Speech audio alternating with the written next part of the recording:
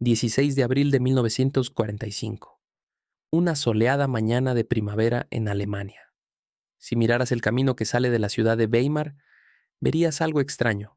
Verías un desfile. Cientos de personas. Hombres en trajes caros y sombreros fedora. Mujeres en abrigos de piel usando lápiz labial y tacones altos. Estaban charlando. Estaban sonriendo. Algunos incluso riendo. Parecían que iban a una fiesta en jardín o la ópera. Eran la élite de Weimar, los ricos, los educados, la aristocracia cultural de Alemania. Pero no iban a una fiesta.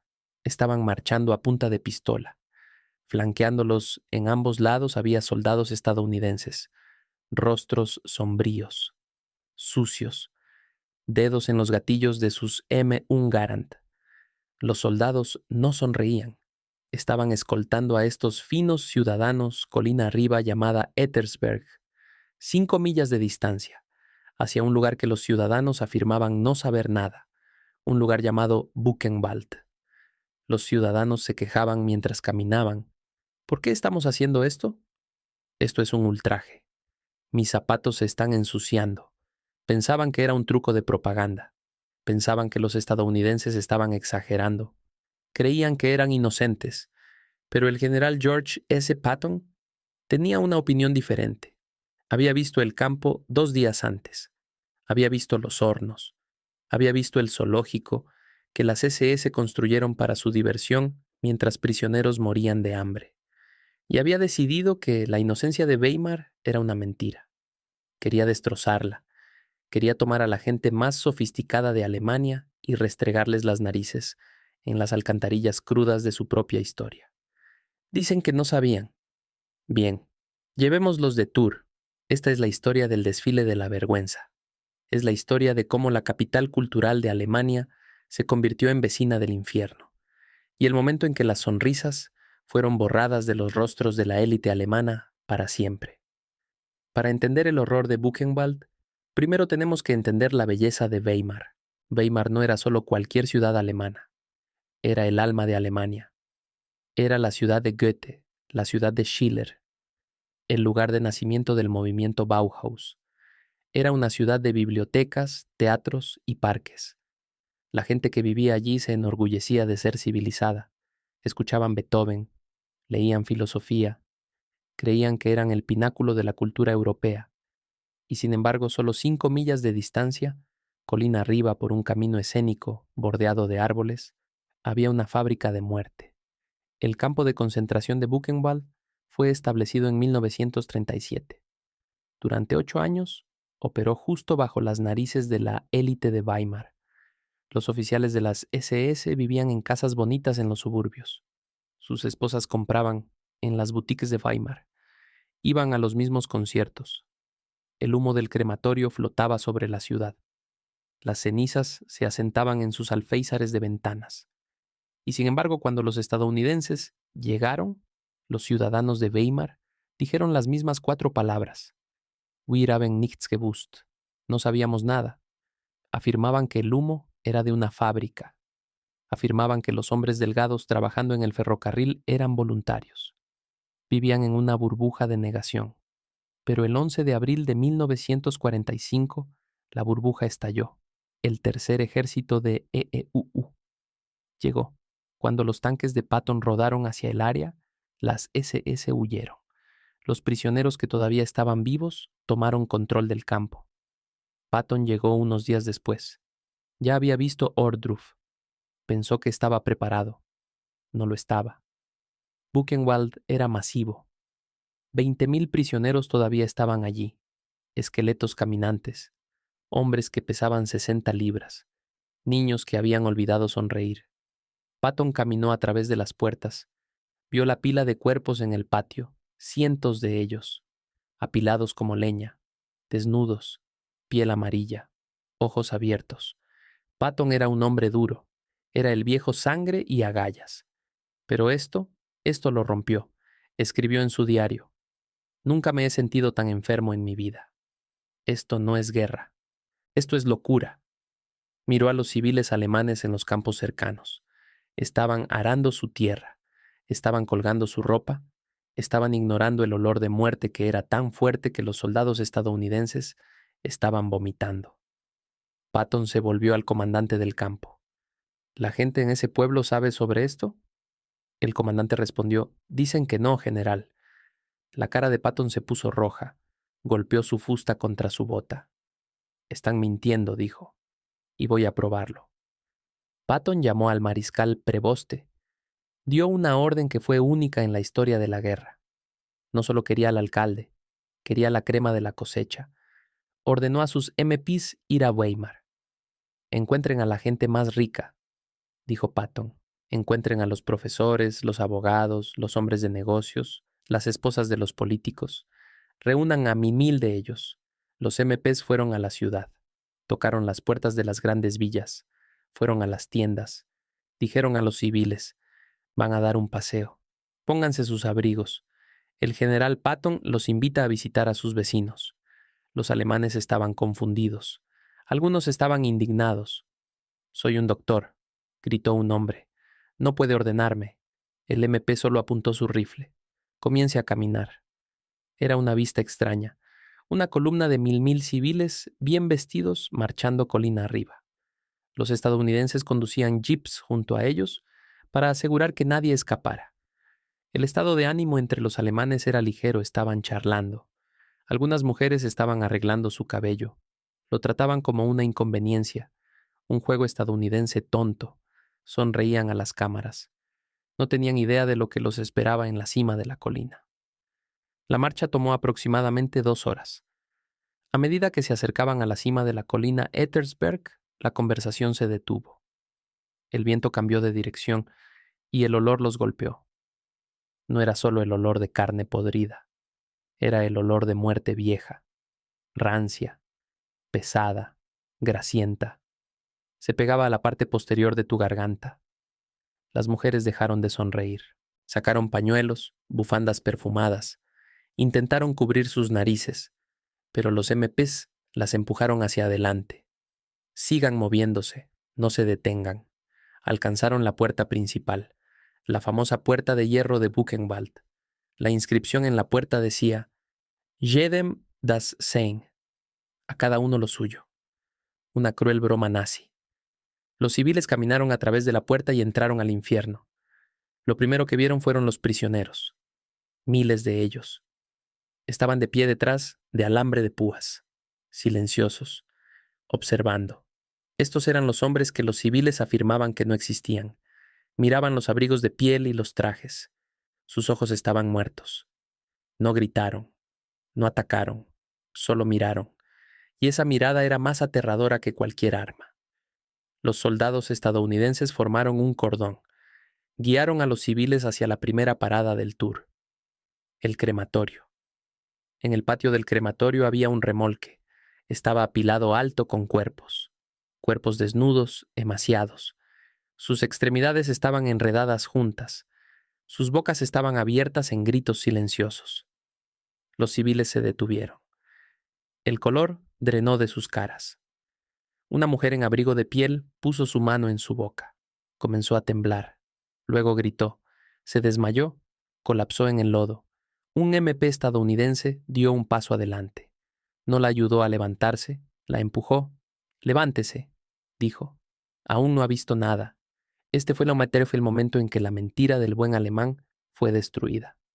Los libros de historia a menudo suavizan estos detalles. Nosotros no. Si crees que la verdad debe ser contada, sin importar cuán fea, presiona ese botón de suscripción. Ayúdanos a mantener la historia viva. Ahora, entremos a la sala de tortura. Los estadounidenses obligaron a los civiles a caminar pasado los cuerpos. Los obligaron a mirar. Si un hombre volteaba su cabeza, un soldado agarraba su barbilla y la volvía de regreso. ¡Miren!, gritaban. ¡Miren lo que hicieron! Los llevaron dentro de un edificio.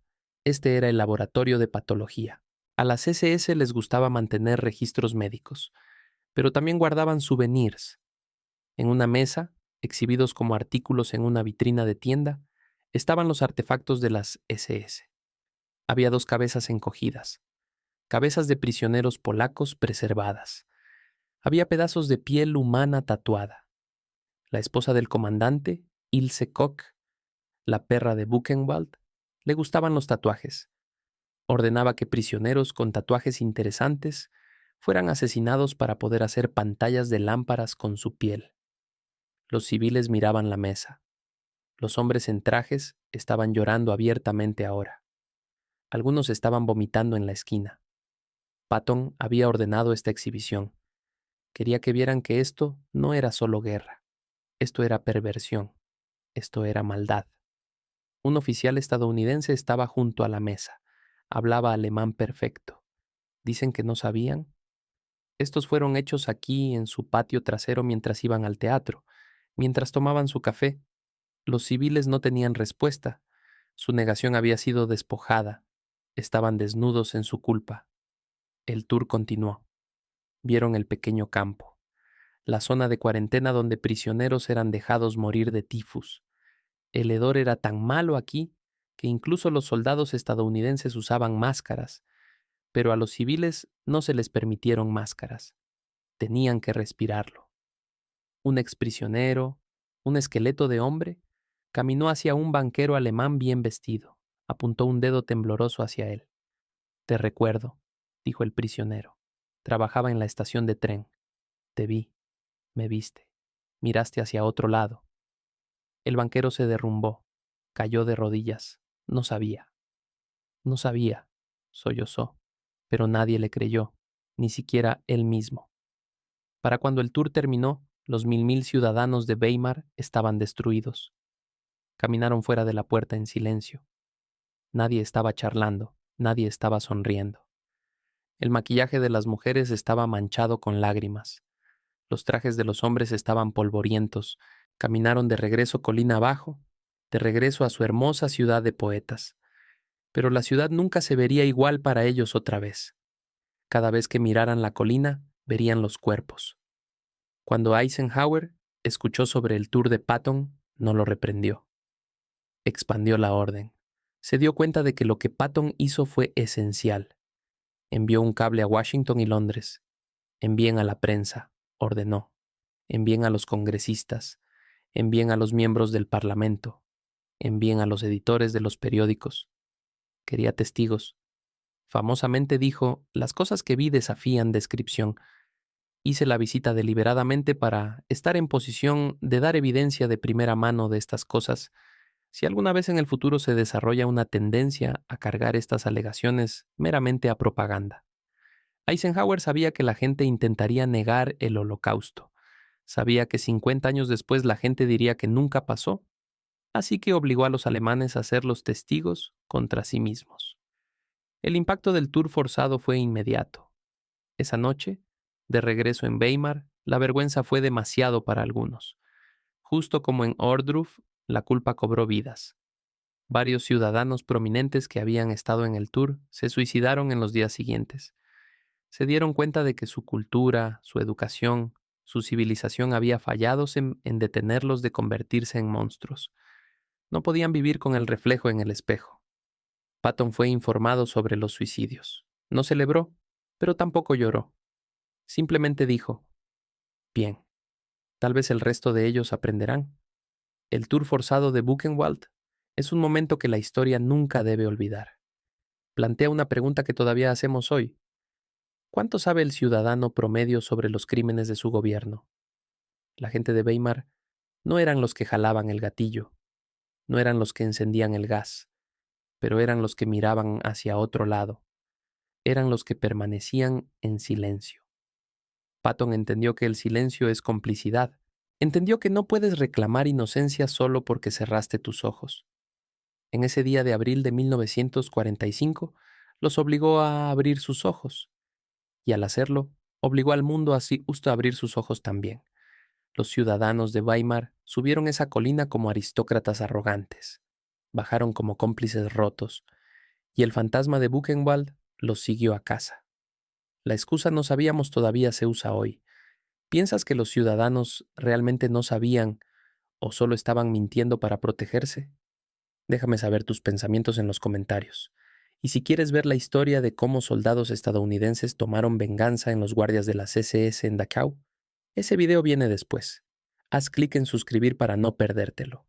Gracias por ver. Pero hay más en esta historia que lo que los libros de historia usualmente cuentan. Hay detalles que revelan no solo la monstruosidad de Buchenwald, sino también la psicología de la negación colectiva, la complicidad silenciosa de toda una sociedad, y la brutal justicia que Patton creía era necesaria para romper esa negación. El campo de Buchenwald no era secreto, no estaba escondido en algún bosque remoto, estaba en una colina, visible, accesible. El ferrocarril que transportaba prisioneros pasaba directamente a través de Weimar. Los trenes paraban en la estación principal. Los ciudadanos veían a los hombres emaciados, a las mujeres y niños, siendo cargados en vagones. Veían las condiciones, el hacinamiento, el terror en sus ojos, y sin embargo desarrollaron una narrativa conveniente. Eran criminales, eran enemigos del Reich, merecían estar allí, o simplemente no es asunto nuestro, el gobierno sabe lo que hace. Esta negación activa, esta negación voluntaria, era lo que más enfurecía a Patton. No era ignorancia, era cobardía. Era la decisión consciente de no ver, de no saber, de no actuar. Porque saber requeriría acción, y acción requeriría coraje. Y coraje era algo que la élite de Weimar, por todo su refinamiento cultural, no poseía. Cuando Patton entró a Buchenwald, no solo vio víctimas, vio un sistema. Un sistema que requería participación en cada nivel.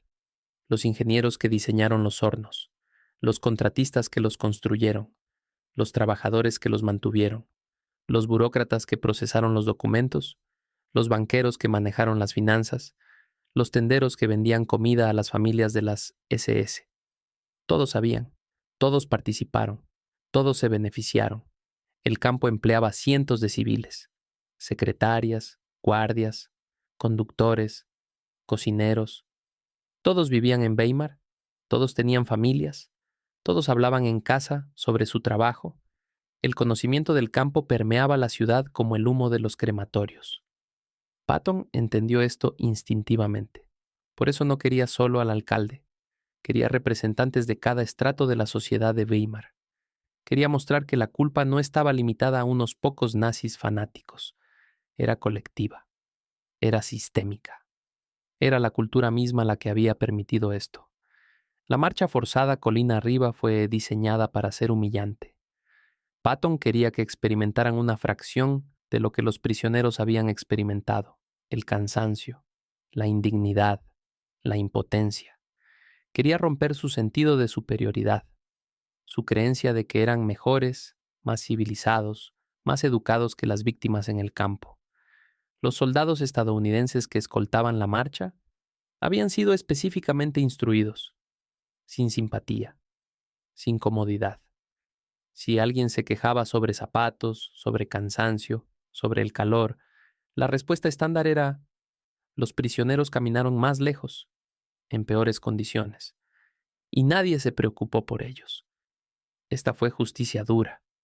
Algunos dirían cruel, pero Patton creía que era necesaria.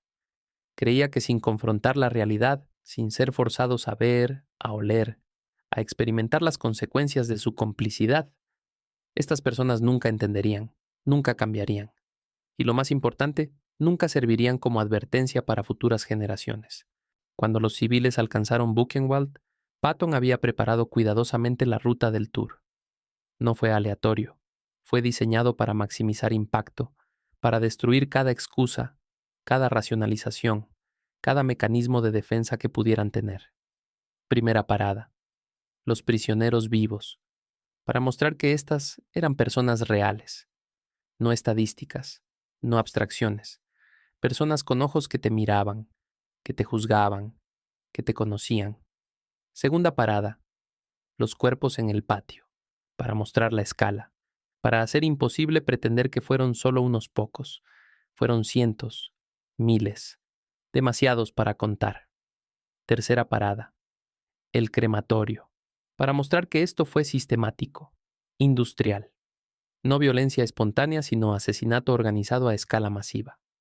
Cuarta parada: el laboratorio de patología con los souvenirs de las SS, para mostrar que esto no fue solo sobre matar, fue sobre deshumanización, sobre hacer a las personas en objetos, en cosas. Quinta parada, el pequeño campo, para mostrar las condiciones de vida, el sufrimiento diario, la muerte lenta por inanición y enfermedad que fue tan deliberada como el gas o las balas. Cada parada fue diseñada para eliminar una capa de negación, para hacer imposible mantener la ilusión de inocencia. Los civiles intentaron varios mecanismos de afrontamiento. Algunos lloraron inmediatamente, otros intentaron mantener compostura. Algunos voltearon sus cabezas o cerraron sus ojos, pero los soldados no lo permitieron. Cuando alguien intentaba mirar hacia otro lado, lo agarraban físicamente y lo forzaban a mirar. Esta fue la orden de Patton. Nadie pasa por esto sin ver. Nadie sale sin saber. No más negación. No más pretender. Hubo momentos de confrontación directa entre prisioneros y civiles que fueron particularmente poderosos. Un prisionero reconoció a su antiguo profesor de universidad.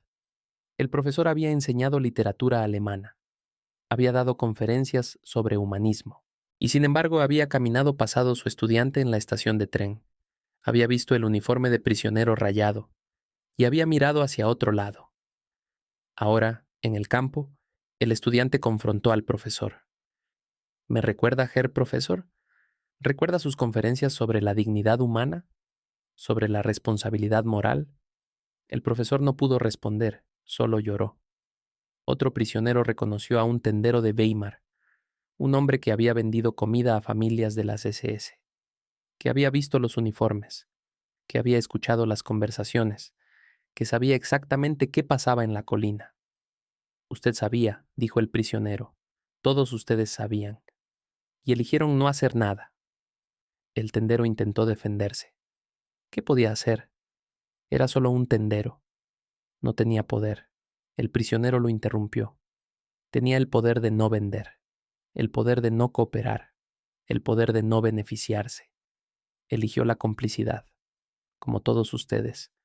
Estas confrontaciones fueron devastadoras porque removieron el último refugio de los civiles, la excusa de que eran solo ciudadanos comunes, sin poder, sin responsabilidad. Los prisioneros les mostraron que cada acción, cada transacción, cada momento de silencio había contribuido al sistema. El tour duró varias horas. Para cuando terminó, varios civiles habían colapsado, algunos por shock emocional, otros por agotamiento físico. Algunos simplemente no podían procesar lo que habían visto. Sus mentes se apagaron. Entraron en estados de disociación. Los médicos militares estadounidenses estaban presentes, pero sus instrucciones de Patton eran claras. Solo intervenir si alguien estaba en peligro médico inmediato. Desmayos, náusea, colapso emocional. Eso era esperado. Eso era parte del punto. Cuando los civiles finalmente salieron de Buchenwald y comenzaron la marcha de regreso a Weimar, eran personas diferentes. La transformación era visible. No era solo que sus ropas estuvieran sucias o que su maquillaje estuviera corrido. Era algo más profundo. Algo en sus ojos. Habían visto algo que no podía ser desvisto. La marcha de regreso fue completamente silenciosa. Nadie hablaba. El contraste con la marcha de ida fue absoluto. Habían subido como gente que se creía superior, que se creía civilizada, que se creía inocente. Bajaron sabiendo que habían vivido junto al infierno, que habían permitido el infierno, que habían sido cómplices del infierno y que nunca podrían reclamar ignorancia otra vez. Esa noche en Weimar fue extraña. Las calles estaban vacías. La gente que había estado en el tour se quedó en sus casas. Algunos no podían comer, otros no podían dormir. Muchos simplemente se sentaron en oscuridad, procesando lo que habían visto. Los suicidios comenzaron esa noche. Un profesor de filosofía se colgó. Una mujer de sociedad tomó veneno. Un banquero se disparó. No dejaron notas, no necesitaban. Todos sabían por qué. No podían vivir con el conocimiento. No podían reconciliar la imagen que tenían de sí mismos, gente civilizada, educada, moral, con la realidad de lo que habían permitido. La disonancia cognitiva era demasiado grande. así que eligieron no vivir con ella. Patton fue informado de cada suicidio. No mostró remordimiento. Para él, era justicia. Estas personas habían permitido que miles murieran. Si algunos de ellos no podían vivir con esa culpa, eso era su problema, no el suyo. Eisenhower respaldó completamente las acciones de Patton. De hecho, las expandió. Ordenó que tours similares fueran conducidos en cada campo liberado, no solo para civiles alemanes locales, sino para prensa internacional, para representantes de gobierno, para cualquiera que pudiera servir como testigo. Sabía que vendría la negación, sabía que la gente intentaría minimizar, decir que no fue tan malo, que los números estaban exagerados, que era propaganda aliada. Así que creó una avalancha de evidencia, miles de testigos, miles de fotografías, horas de filmación, testimonios documentados. Hizo imposible negar, o al menos hizo que la negación requiriera ignorancia voluntaria tan extrema que revelara el carácter del que negaba. El tour forzado de Buchenwald no fue solo sobre castigar a los alemanes, fue sobre crear registro histórico, sobre asegurar que el mundo supiera, que el futuro recordara, que esto nunca pudiera ser borrado de memoria colectiva. Y funcionó. Las imágenes del tour, las fotografías de los civiles alemanes confrontando los cuerpos, se volvieron icónicas, se reprodujeron en periódicos mundialmente, se usaron en juicios de crímenes de guerra, se convirtieron en evidencia permanente no solo de los crímenes mismos, sino de la complicidad de la sociedad alemana. La excusa no sabíamos fue destruida en ese tour, porque Patton obligó a los alemanes a admitir lo que habían sabido, a confrontar su complicidad, a abandonar su negación.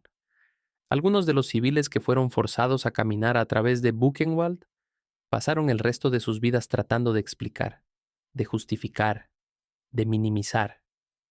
Otros se volvieron activistas, dedicando sus vidas a asegurar que tal cosa nunca pasara otra vez, reconociendo su culpa y tratando de expiarla. Pero todos, sin excepción, fueron marcados por ese día, el día en que la inocencia que reclamaban fue destruida, el día en que fueron forzados a ver, el día en que el general Patton decidió que el precio de mirar hacia otro lado sería confrontar exactamente aquello de lo que habían volteado. Los ciudadanos de Weimar nunca olvidaron el tour, ni sus hijos, ni sus nietos, porque ese día Patton no solo documentó un crimen, documentó una lección, que el silencio tiene consecuencias, que la complicidad tiene costo y que afirmar ignorancia no absuelve culpa. La historia del tour forzado plantea preguntas que siguen siendo relevantes hoy. En cualquier sociedad donde crímenes ocurren a escala masiva, ¿cuánto sabe la población general? ¿Cuánto eligen no saber? ¿En qué punto la ignorancia intencional se convierte en complicidad? Los ciudadanos de Weimar no eran monstruos. Ese es el punto más inquietante. Eran personas ordinarias, educadas, cultas, refinadas. Amaban la música, leían poesía, valoraban el arte, y sin embargo vivieron junto a uno de los peores campos de concentración nazis y eligieron no ver. Esto no fue porque fueran estúpidos, fue porque la verdad era incómoda. Aceptar la verdad habría requerido acción, y acción habría requerido sacrificio, posiblemente peligro. Así que eligieron la narrativa más fácil, la narrativa que les permitía mantener sus vidas cómodas, la narrativa de que no sabían, que no era su problema, que no podían hacer nada de todos modos. Patton destruyó esa narrativa en un día. Con un tour de pocas horas, demostró que todos sabían, que todos podían haber hecho algo, que eligieron no hacerlo, y que esa elección los hacía cómplices. El impacto del tour se extendió mucho más allá de Weimar.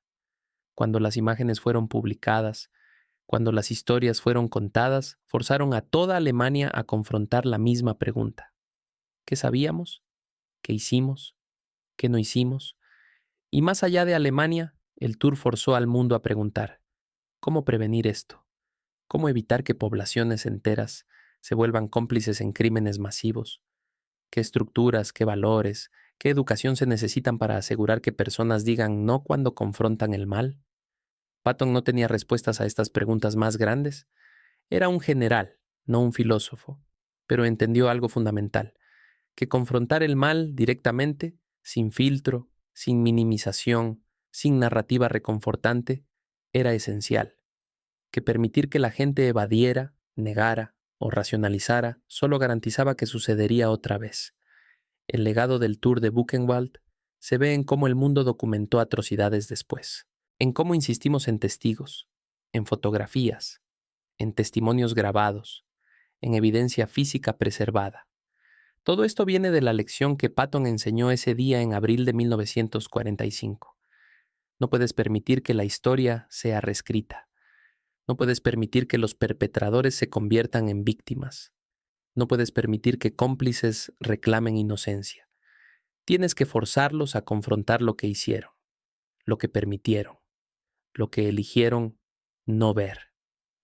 Los sobrevivientes de Buchenwald a menudo hablaban sobre el tour con sentimientos mixtos. Algunos sentían satisfacción. Ver a los civiles alemanes confrontar la realidad les daba sentido de justicia. Otros sentían que ningún tour, ninguna confrontación, podía ser suficiente.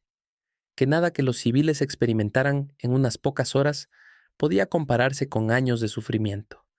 Pero casi todos reconocían que el tour fue necesario, porque sin él, los alemanes habrían simplemente seguido adelante, habrían reconstruido sus vidas, y en una generación habrían reescrito la historia, habrían afirmado que no fue tan malo, que ellos no sabían, que no eran responsables.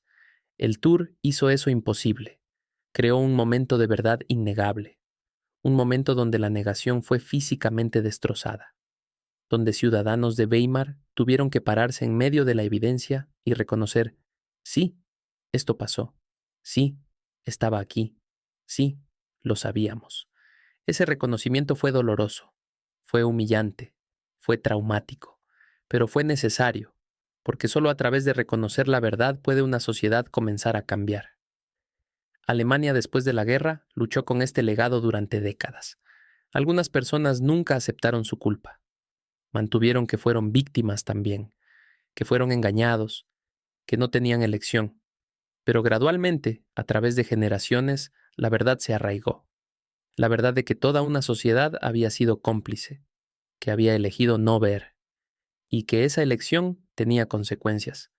El tour forzado de Buchenwald fue parte de ese proceso de verdad. Fue brutal, fue implacable, pero fue honesto. Y honestidad era exactamente lo que Alemania necesitaba en ese momento. Patton entendió que la amabilidad habría sido crueldad, que permitir que los alemanes evitaran confrontar sus crímenes solo habría perpetuado el mal, que la única manera de romper el ciclo era forzar confrontación total, sin concesiones, sin misericordia. Fue un cálculo duro, uno que no todos los líderes aliados estaban dispuestos a hacer. Pero Patton, siendo Patton, no dudó. Vio lo que debía hacerse y lo hizo, sin preocuparse por cómo se vería, sin preocuparse por cómo sería juzgado, solo enfocado en asegurar que la verdad fuera conocida, que las víctimas fueran reconocidas y que los cómplices fueran forzados a ver exactamente lo que habían permitido. Los ciudadanos de Weimar que sobrevivieron el tour pasaron el resto de sus vidas procesándolo. Algunos se volvieron activistas por derechos humanos. Otros cayeron en depresión. Algunos emigraron, incapaces de vivir en la ciudad que los había traicionado tan profundamente. Otros se quedaron, sintiendo que tenían responsabilidad de recordar, de testificar, de asegurar que nunca fuera olvidado. Pero todos fueron cambiados. El tour no fue algo que pudieran dejar atrás. Fue un punto de quiebre en sus vidas. Un momento que dividió todo en antes y después. Antes de que supieran. Después de que fueron forzados a ver. Y esa fue exactamente la intención de Patton. No quería que fuera cómodo. No quería que fuera olvidable. Quería que fuera un trauma que definiera una generación, que rompiera la complacencia, que hiciera imposible continuar como antes. En ese objetivo tuvo éxito completamente. Los ciudadanos de Weimar nunca fueron los mismos. La ciudad nunca fue la misma. Y a través de su ejemplo, el mundo aprendió una lección sobre la importancia de confrontar el mal directamente, sin mirar hacia otro lado, sin negación, sí,